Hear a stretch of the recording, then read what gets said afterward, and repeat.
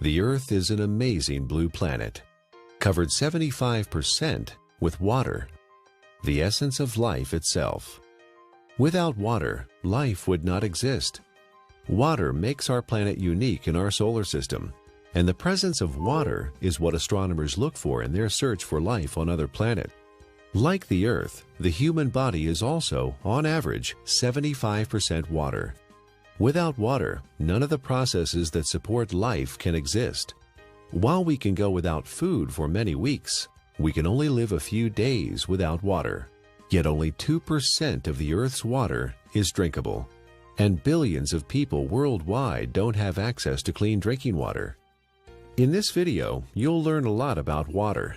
You'll also be introduced to Dr. Richard Cohen, MD, a doctor who practices integrative anti-aging medicine and performance sports nutrition. We really don't think too much about water. It's something that comes out of our tap. It's something that's in the ocean. But what I want people to realize is that we are essentially water.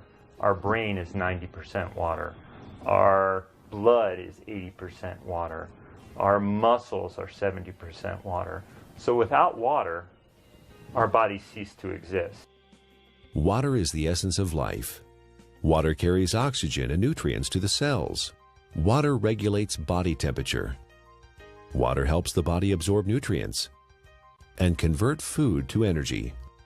Water protects and cushions vital organs and cushions the joints. Water removes metabolic waste from the cells through the lymphatic system. Without water, life ceases to exist. Water is just water, right? Tap water, filtered water, spring water, well water, bottled water. Some are a little more pure than the rest. Others have more minerals and taste better. You may pay more for the ones from Fiji or France or some glacier in Canada. But water is just water. Or is it? Volumes have been written on the subject, and the truth is, not all water is the same. Where did water come from? Water came from rain, snowflakes, came from streams, underground reservoirs. And what we're learning now, and this is the case with most issues, and most, when you go back to how things used to be.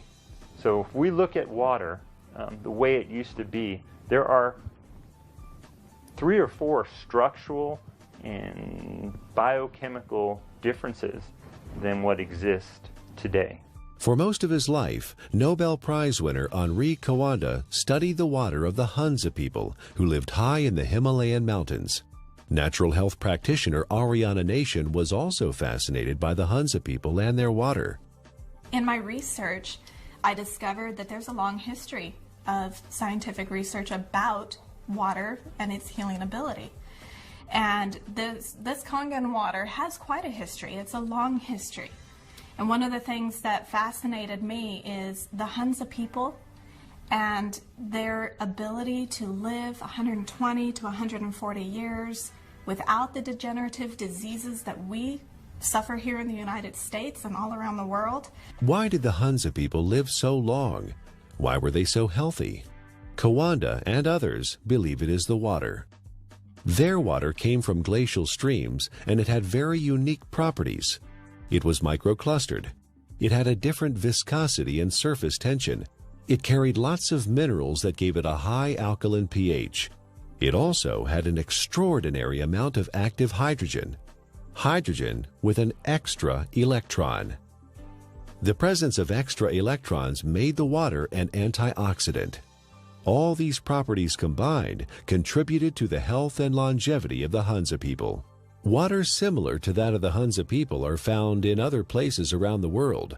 The Caucasus Mountains of Azerbaijan, the Xinjiang region of China, and the Andes Mountains are just a few. In research, the Russians and the French and a lot of people have researched this. They found that it's their source of water.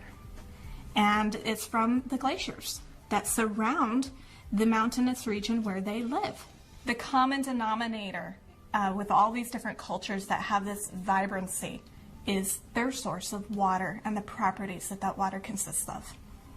When we look at natural water, there are 4 or 5 different properties that are critical. So while adding a mineral buffer to filtered water is certainly more beneficial to get some of these mineral salts into our body, it still doesn't create that same process of having these free electrons, to having the negative ORP. It still does not create a microclustered state. Okay, and those three in and of itself, even if you're filtered, you're losing those benefits, or you're not gaining the benefits of what's seen with natural water. So while it's a small step to take, beneficial, as opposed to drinking acidic water, it's not providing the same benefits. Is the tap water we drink today anything like the glacial milk that the Hunza people drink? Not even close. It has lost most of its living energy properties as it has traveled through our municipal water system. It is free of pathogens most of the time, but now carries chlorine, fluoride, and chlorine byproducts. It is sometimes contaminated with radium, rocket fuel, and pharmaceuticals like birth control pills. If your pipes are old, your water may be contaminated with lead or other heavy metals. And if the water where you live is acidic, water treatment plants add lye or ammonia to make it neutral. Not exactly glacier milk, is it? Where going back to the natural state of water is essential and critical for health. But we haven't done that, have we? Instead, we came up with a better answer: bottled water. Last year, Americans spent more on bottled water than on iPods or movie tickets. $15 billion. Every year, we pitch 38 billion water bottles into landfills. Over $1 billion worth of plastic. Only 9% of plastic water bottles are recycled. 91% become litter or landfill. A large percentage of this trash finds its way to the oceans, where it ends up part of a floating island in the Pacific, twice the size of Texas. But you do understand chemicals and toxins in your water are not healthy. We do understand that having a plastic dump the size of Texas floating around in the Pacific Ocean and now is broken down into micro little plastics and getting into fish and other animals is not a good thing. The environmental cost of bottled water is not just the trash it generates. It requires 2 liters of oil to make a 1-liter plastic bottle and transport it to the consumer. Spending thousands of dollars to ship water from Fiji to drink in the United States, and the energy that requires to do that is ludicrous. More than 1 million bottles a day of Fiji water, untouched by human hands, is produced in a country 6,700 miles away from California and transported halfway around the world for our consumption. At the same time, more than 50% of the people in Fiji don't have access to safe drinking water. Oh, by the way, you might want to know that by the time Fiji water gets to you, it is only slightly alkaline and has a positive ORP. It's not Fiji water anymore. Is bottled water any better than tap water? Given what it costs, it should be, but it's not. In fact, a significant percentage has more contaminants than are allowed in tap water. Most of it is purified municipal tap water that has been cleaned up through reverse osmosis, which not only removes chlorine and other contaminants, but strips the water of all minerals. Reverse osmosis also wastes 4 to 10 gallons of water for every gallon produced. In Japan, RO water is known as dead water. Nearly all bottled water we tested came out as acidic.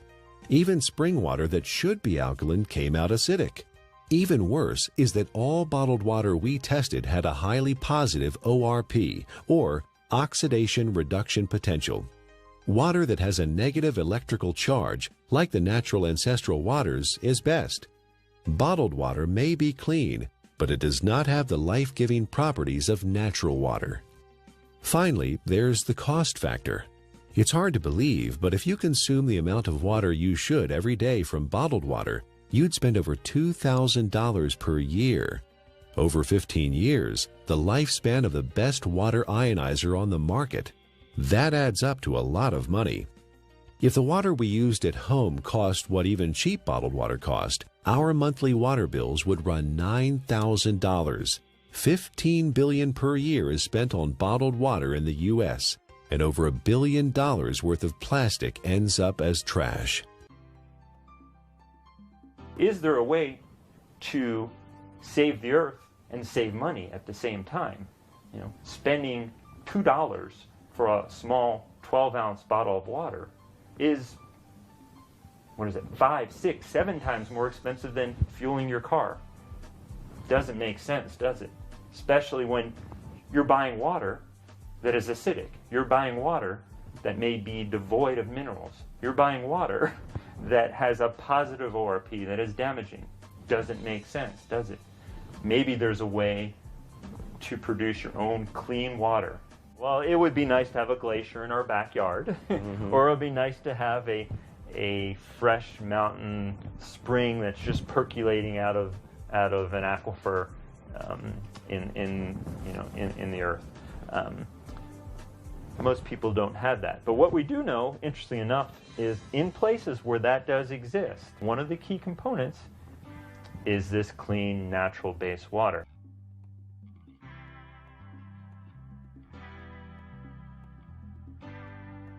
If you care about the earth and your pocketbook and are currently drinking purified bottled tap water, get a carbon filter for your faucet and use a safe, reusable water bottle. However, if you want to improve your health, drinking ionized alkaline Kangen water is a better choice. Like natural ancestral waters, it is microclustered, contains alkaline minerals, and has a negative ORP, making it an antioxidant, and it costs a little more than $1 a day for unlimited amounts.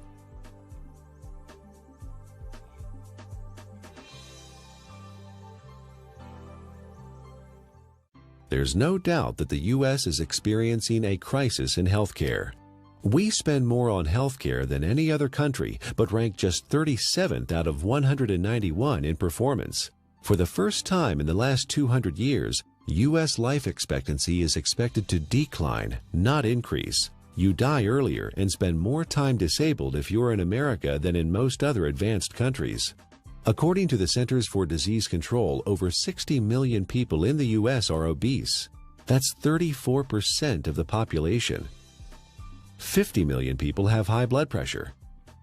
13.5 million people have coronary heart disease, with 1.5 million suffering heart attacks every year.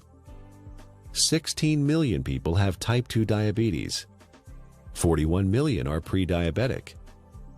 95,000 people are diagnosed with colon cancer each year. The solution?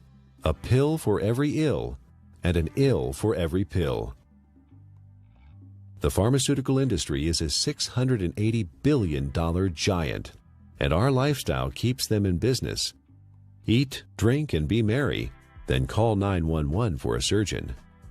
Fortunately, we are experiencing a paradigm shift, a sea change in how many people view their health, from treatment of symptoms to prevention and optimal wellness, from disease care to health care.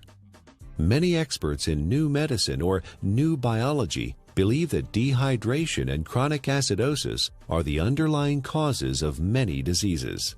They believe we are chronically dehydrated on top of being overly acidic due to our modern diet and lifestyle. These two factors combined set the stage for the development of most, if not all, illness. Most people don't believe that dehydration is a problem because they drink fluids, coffee, tea, soda, etc. But chronic dehydration has no obvious symptoms. It's not like the man dying of thirst in the desert, and you can be chronically dehydrated even if you think you are consuming enough fluid. Adequate hydration is critical to how our body functions and heals itself, and water, pure water, is the natural way to stay hydrated. What we need to understand is what is water and what is not water. We as a civilization, or as a modern civilization or modern culture, have begun to think of water as tea, as soda, as milk, as energy drinks, as coffee. It has water or liquid substance to it, but it is not water. Okay? Even what comes out of our tap and what is in the bottled water. While structurally may be the water molecule, once we understand how water exists in its natural state before modern times, we'll realize that even that is not necessarily the water that our body evolved to exist on. How can one determine if they're drinking enough water is the question. First thing is, if you're thirsty, you're way behind. Okay, that's a clear point. Our thirst mechanism doesn't kick in until we're already slightly dehydrated. So if we wait till we get thirsty, then we are already beginning to become dehydrated and might experience symptoms like not thinking quite as clearly, or beginning to feel fatigued, or muscles may cramp up, may even start to feel hungry. And a lot of times hunger is really a sign of thirst. We are born 95% hydrated. As we grow up, we lose a little more water every year. When we reach middle age, we're about 70% water. In our 60s, maybe 60 to 65%. A steady decline until death when we are just 50% water. There are several signs of chronic dehydration that arise when the body enters survival mode and begins to preserve water for the most vital functions. There are 5 distinct conditions related to chronic dehydration where the body begins to ration water: asthma, allergies, hypertension, constipation, and type 2 diabetes. Symptoms include exhaustion, lack of energy, headaches, skin problems, obesity, and joint pain. Finally, and perhaps most importantly, the acid-alkaline balance of the body is disrupted, leading to chronic low-grade acidosis and a host of modern diseases related to that condition. Don't wait until you're thirsty. Have a glass of ionized water. It's microclustered, alkaline, and contains active hydrogen and bicarbonate buffers. Critical is first thing in the morning. Wake up and have a big glass of water. Make sure you drink a big glass of water through the day and see how you feel. It's sometimes incredible, and the effects can be very dramatic because people have never really had clean, natural water.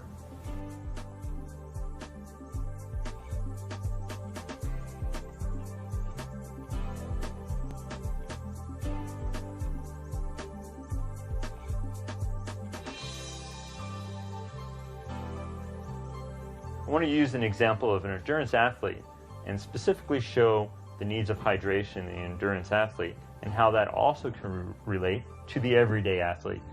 The person who's mowing their lawn and taking care of their kids, who is working, going to the gym, the weekend warrior, and how critical hydration is. We know that an athlete who is 1% dehydrated could have a 3% reduction in performance. Now, well, that doesn't sound like a lot. An athlete can spend hours and hours training, and in for example, a 1-hour event, a 3% reduction is almost 2 minutes. And that's the difference between winning or losing a race. One of the most important things you can do is to make sure you have enough fluid the night before. You cannot catch up the same day. When you're dehydrated, you build up lactic acid and you don't clear it. When you're dehydrated, the muscles don't receive the nutrients as effectively. When you're dehydrated, the cells, as we've talked about, don't communicate well with one another. When you're dehydrated, the oxygen carrying capacity of the blood diminishes. So you can see oxygen, energy production, neurological connections between cells are all critical to that endurance as well as the power athlete. Taking that example of the endurance athlete to the everyday person, you can see how you can become fatigued. You can see how your thinking may not be quite as sharp as it needs to be. You can see how hunger could play a role, or you begin to yawn, or your muscles are a little bit tight from sitting in the same place throughout the day. Hydration is critical. It's critical to the athletic endurance performer. It's critical to the everyday endurance athlete who wants to make it from the morning to the night as effectively and efficiently as they possibly can. Alkaline ionized water is a great choice for hydration for competition athletes, recreational athletes, and everyday people because it is microclustered, and the free hydrogen and bicarbonates help neutralize acid buildup and toxins.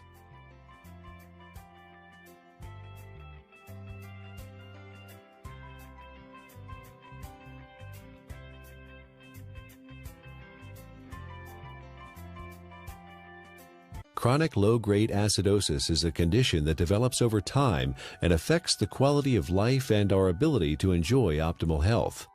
It starts with our diet, acid-forming foods and drinks. Our sedentary lifestyle, poor digestion, and poor elimination add to the problem. The fluids between and within our cells become more acidic. To maintain balance, the body mobilizes buffers, minerals, and hydroxyl ions from the bones and other tissues. This, in turn, leads to osteoporosis, and the overall process results in poor health, chronic illness, arthritis, and sluggish lymph system. An acidic condition for the body is very unhealthy. When the body is chronically acidic, illnesses can develop. Think of your cells like a fish in a bowl of water. When the fish are sick, what do? Do you give them a pill? Of course not. That would not solve the problem at all. They would still be sick. You change the water, give them the proper pH and ORP so they thrive. pH stands for potential hydrogen and is a measure of the acidity or alkalinity of a solution. pH is neutral at 7.0. Above that is alkaline, below that is acidic. It's a logarithmic scale. Each increase in pH means 10 times more or less hydrogen is present. Alkaline ionized water has a pH between 8.0 and 9.5. Your body uses a system of buffers to keep the pH of your blood in a tight range of between 7.35 and 7.45, slightly more alkaline than pure water. The body relies on a very tight level of pH, or hydrogen atoms, to control lots of function within the body. When the body becomes acid, systems begin to malfunction. We understand fish tanks and swimming pools. When they're acid, you need to make a change. When a fish tank is acid, fish die. When a pool becomes too acid, you don't want to go in it. When rain is acid from sulfuric acid and other too much carbon dioxide, it breaks statues. They begin to disintegrate. And we know acid rain and damages lake. Well, our body becomes a sink for this acidity. And when this acidity builds up, it in essence is one of the reasons for disease in our body. Bones begin to demineralize. Our ability to create energy decreases. Our immune system becomes depressed. The inflammation for aches and pains increases. Not a good thing to be acid. Dr. Linda Frassetto has proposed a revolutionary hypothesis that obesity is an evolutionary adaptation. While at one time we were able to metabolize our food and dispose of the normal acid waste through our kidney and liver using the bicarbonate buffer system, the sheer amount of acid waste that the body must handle today has created a problem. In order to protect the internal organs from damage, the body has adapted and now stores acid waste in the fat cells, as well as turning it into cholesterol, uric acid, kidney stones, and other storage forms. In her book, The Chemistry of Success, Dr. Susan Lark describes the effects of chronic low-grade acidosis. First, you tend to tire easily and become fatigued, retain toxins and heavy metals, lack energy to achieve your goals, become more pessimistic, develop chemical sensitivities, experience stiffness and joint pain, brain fog, and chronic fatigue. Several long-term medical problems are due to chronic acidosis: high blood pressure, autoimmune disorders, cancer, heart disease, diabetes, and inflammation.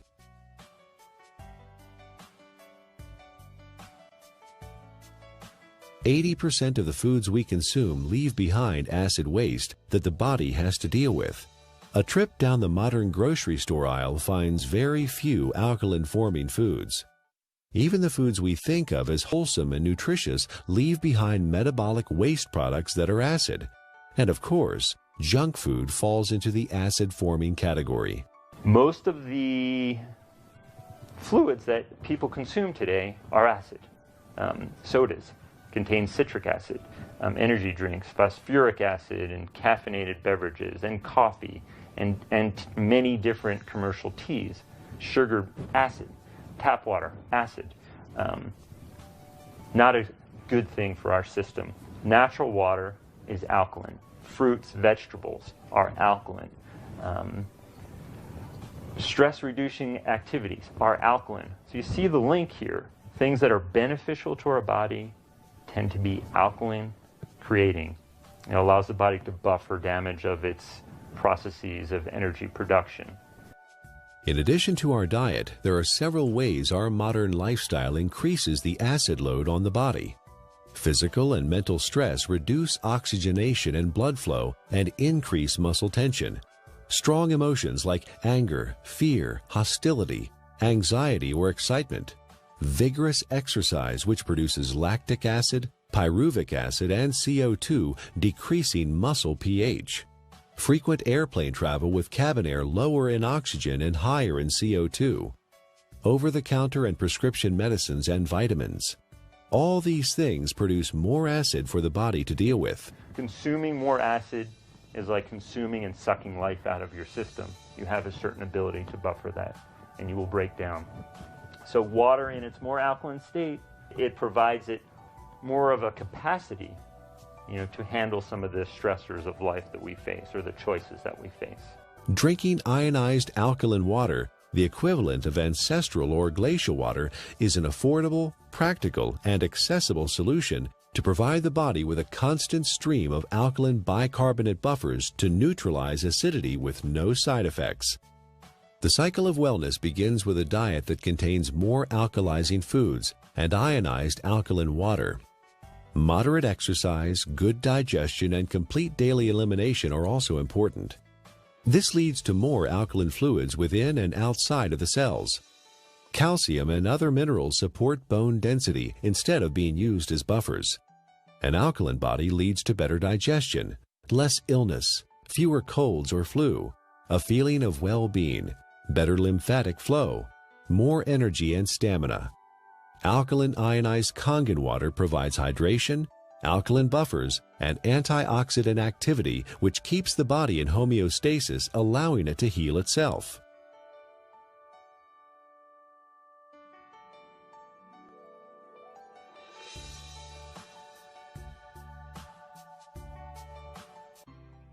Japanese scientists investigated the Russian research about Hunza water and found that electrolysis could be used to create living water with properties similar to Hunza water.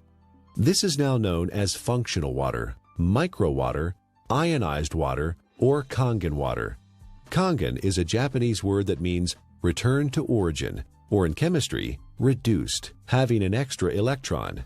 In the U.S., Kangen water is the trademark of Enagic USA, who market top-of-the-line water ionizers. Anyone with an ion water generator can make Kangen water from tap water. Water is first filtered, then exposed to an electrical charge in the electrolysis chamber of the generator. Alkaline ionized water is called living water. It is similar in atomic structure to the waters that the people of Hunza drink directly from glacial streams in the high Himalayas.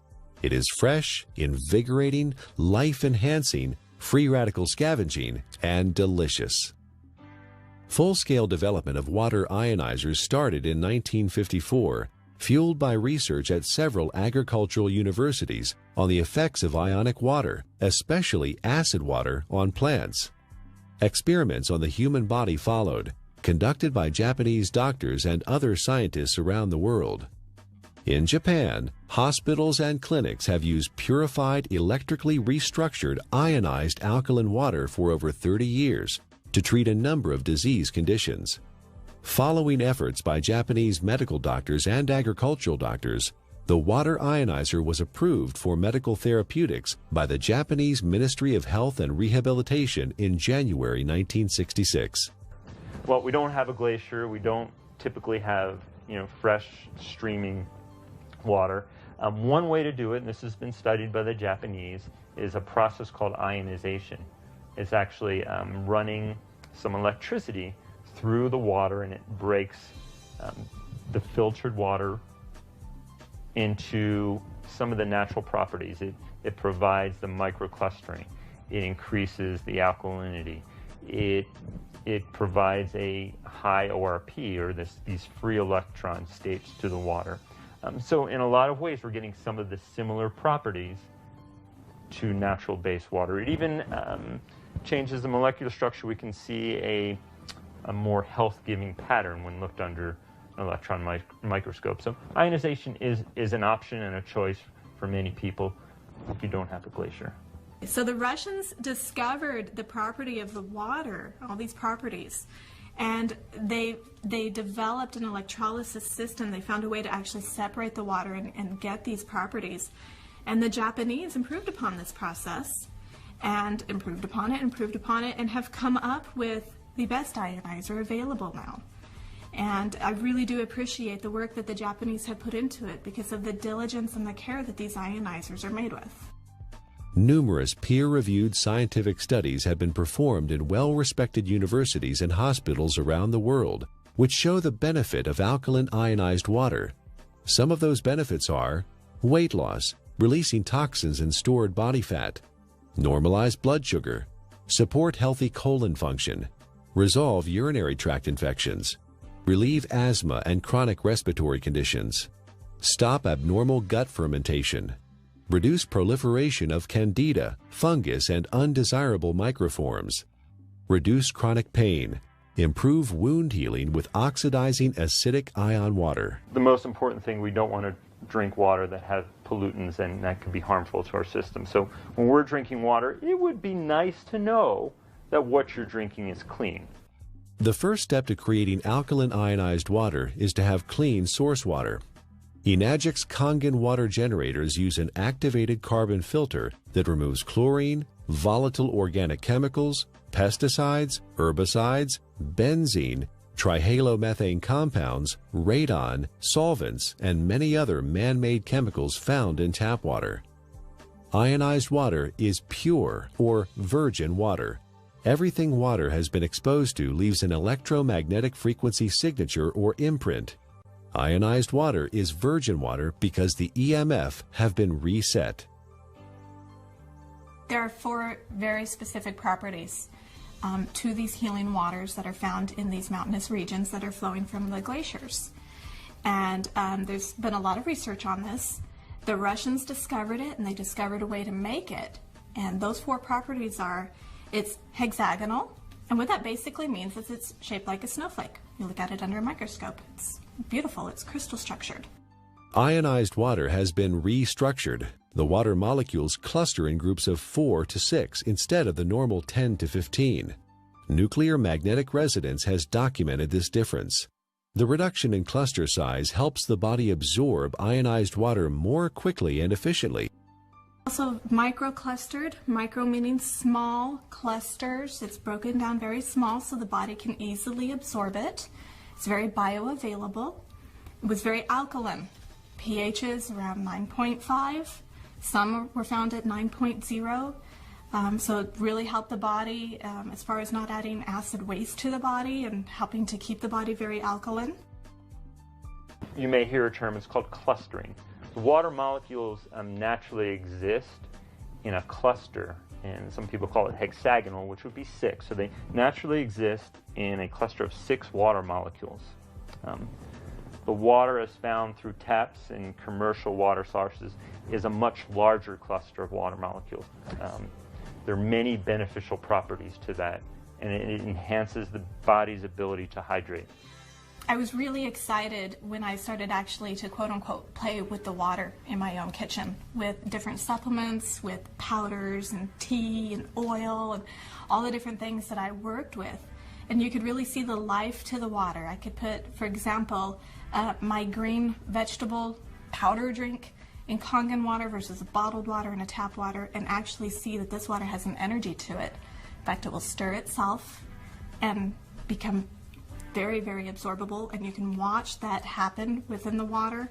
You can watch it make tea instantly, whereas other waters cannot do that. It cannot get in and penetrate those nutrients and pull those nutrients out and put it right in the water where you're drinking it, where it can then go in and penetrate your cell walls at that same level. Many people complain that they find it difficult to drink large amounts of water because it makes them feel bloated and heavy. Regular water, tap or bottled, is composed of large clusters of water molecules and has no life energy or electrical charge. It sits in your stomach like a stagnant pond. In contrast, drinking ionized alkaline water is easy because it tastes much better than tap or bottled water, and the smaller molecular cluster size and life energy it carries allows it to be absorbed more quickly. And the other feature is it has a negative ORP, and what that stands for is oxidation reduction potential. Not to get real big and fancy, a lot of people are like, oh, what is that? It is the ability of that water to reduce the oxygenation of the body. The property of the water that actually gives it this negative ORP, or the potential to reduce the aging in our body, is the active hydrogen that it consists of. ORP, also known as redox potential or oxidation reduction potential, measures the tendency of a molecule to gain or lose electrons. It is measured in millivolts. When a substance has an electron to donate, it measures with a negative charge. When a substance loses an electron and is positively charged, the ORP is plus. Negatively charged substances act as an antioxidant. Positively charged substances act as oxidation enhancers. What we have learned to understand is this water in its energetic state has an abundance of free electrons. Okay? The Earth is loaded with free electrons, and where that comes from is lightning strikes. Okay? So we have all this energy potential in the Earth that's imparted to the water. And when we consume the water, you're basically consuming a antioxidant. We know vitamin C, vitamin E, all these particular nutrients that you may take. In its natural state, water has a similar, or even perhaps more powerful ability to quench out free radicals or inflammatory processes that may occur from natural processes within our body to create energy, to fight infections, as well as to quench out some of the destructive things that we may do in our modern life, from pharmaceutical agents, cigarettes, alcohol, over-exercising, stress. Water can help buffer that in its natural state. Like natural ancestral water, ionized water holds a measurable negative electrical charge. This is what gives the water vitality or life energy. Almost all other drinking water available to us has a positive charge, which means they are oxidizing agents. Only negatively charged water can efficiently flush out toxins and poisons in the body at the cellular level and neutralize free radicals. A free radical is a molecule of oxygen that has lost an electron and is positively charged. It is also known as active oxygen. This active oxygen is hunting for a replacement electron from somewhere else in the body. Active oxygen damages the cell membrane and even DNA. Antioxidants produced by the body and from our food provide free electrons to stabilize active oxygen-free radicals. Ionized water is one of the most powerful antioxidants known. Ionized water has millions of hydroxyl ions per glass. No other water has this incredible benefit. Acid alkaline is the amount of hydrogen that's present. When there is tremendous amounts or a large amount of hydrogen, a system is termed acid. The pH is considered low. When there is lesser amounts of hydrogen, it's alkaline. The second component of water in its natural state, as we just spoke about, was having natural minerals. Okay? Being able to get these nutrients which are critical to our health, and those don't exist for the most part in commercially bought or tap waters. Water in a alkaline state provides the body with a greater capacity to buffer some of the natural processes that stress the body, as well as the lifestyle processes that also stress the system. And drinking water in a natural alkaline state provides you with a substance that is not acid, that is not damaging to your system. So you can look at it from two different ways, eliminating all the unhealthful things that we don't even think about and consuming clean, natural base water. Is ionized alkaline water safe for anyone to consume? Certain medical conditions require fluid restriction, so you should follow your doctor's advice. For these people, because of the unique imbalances that are created, extra fluid is not processed well. So the standard conventional mechanism, don't take fluid because you can't process it. Let's minimize it. While the cells intracellularly are starving. See, the problem is that the fluids can no longer get into the cells effectively.